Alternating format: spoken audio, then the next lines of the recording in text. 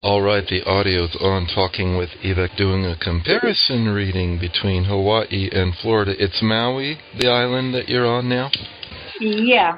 And then No. tell me about your idea, your Florida idea. How does that arise, or why do you want to go there? Well, the reasons why I wanted to go there is because I love being by the ocean. It's very nurturing to my soul, and I like warm weather. Uh-huh. And I don't like a city like Miami or something like that. I Yeah. like a little bit more like more a slow pace, Yeah. you know, Mm-hmm. and somehow spiritual places. It seems that and diversity. Mm-hmm. And on top of that, something that I can afford because Maui. I went there on my own, and you told me I will have enough of Maui in 2 years and a half, and I lasted 16 months. Oh, okay. So I talked to you before, and I said you'd have enough of Maui. Okay. Yeah, that I will have. Yeah, I went on my own. You didn't recommend me that. I did it. Okay. And I remember you. All right. So Yeah. have you been to Sarasota area yet? No, not yet. All right. Well, in Hawaii, you're pretty domestic and home-oriented. You love your home or garden or surroundings. You kind of get a mother consciousness and a domestic consciousness. That'll still be true, too. In Florida, you'll be like that also. In Hawaii, you get no mate or troubled people or depressed people or negative characters or maybe broke or struggling or sick.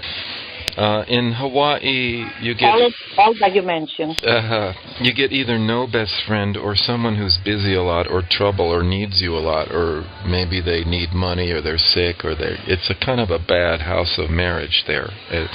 This also has to do with best friends. In fact, my goodness, whoever comes close to you in Hawaii is really in a battle. They're really having much stress, and they bring stress to you. So that's no loss there. No loss.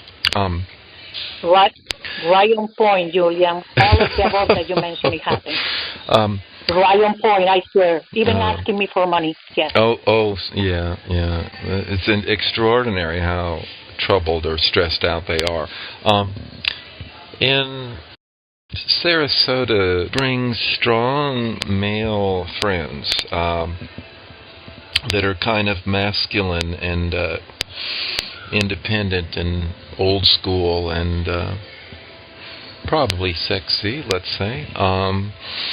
Kind of adventurer type of guys. So that's kind of fun. That's kind of nice. And benefactors, helpful. Sometimes you'll know lawyers and doctors and healers and sometimes inspirational speakers, let's say, or teachers. Sarasota has a lot more creativity about it. You getting involved in arts or music or being creative somehow. Early phases will be you going to shows and festivals or operas or concerts or the movie house and the rock and roll band, the bar. Being around entertainment will be a theme there, kind of fun things to do. Later you will be creative in some way too, make some kind of art. Now, I really like the Jupiter-ruled fourth house there. You will absolutely be around people from many countries, many cultures, many places. That'll be a constant theme there, being around people that are unusual and interesting. And you said diverse. You'll have that.